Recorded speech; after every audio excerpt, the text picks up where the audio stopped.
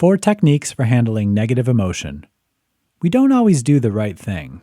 We eat too much, we stay out too late, we make mistakes, break promises, and live a life that isn't always in keeping with our goals.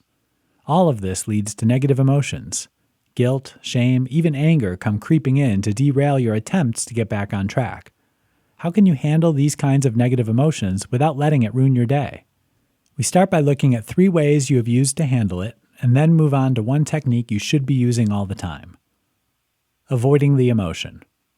Don't we love pretending we can make the emotions go away? We bury them, suppress them, explain them away, sometimes even turning to things like drugs or alcohol just to make them stop. The problem? Anytime you're avoiding something because of negative emotions, you're letting the emotion control you. The better solution: give yourself room to understand it and deal with the underlying cause. Pretending the emotion is not there. This coping mechanism is a little different. You fall into it by denying you ever felt the negative emotion in the first place. Here, the problem is the more you deny an emotion, the more it grows until it can't be ignored any longer. Your solution this time is simple. Acknowledge the emotion, accept it for what it is, and let it fade on its own. Becoming the emotion.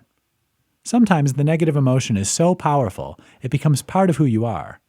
At some point, you might even start taking a certain amount of pride in it. You start saying, well, I'm just a mad person, or bragging about how worse you are than anyone else. Now you've become the emotion. The solution: let the feelings process. Journal, talk to a friend, whatever you need to do to let the emotion move on. Pro tip: start encouraging positive emotions, allowing them to come in and replace the negative. Learn. Learning the lessons of your emotions is perhaps the strongest technique of all. When you realize negative emotions are useful in your life and there to teach you about yourself, doors start opening. You begin to see different possibilities. Feelings as educational tools have no power to control you at all, but conversely have the power to change you in very positive ways. Like when you're feeling angry about injustice, and you use this anger to create positive change in the world.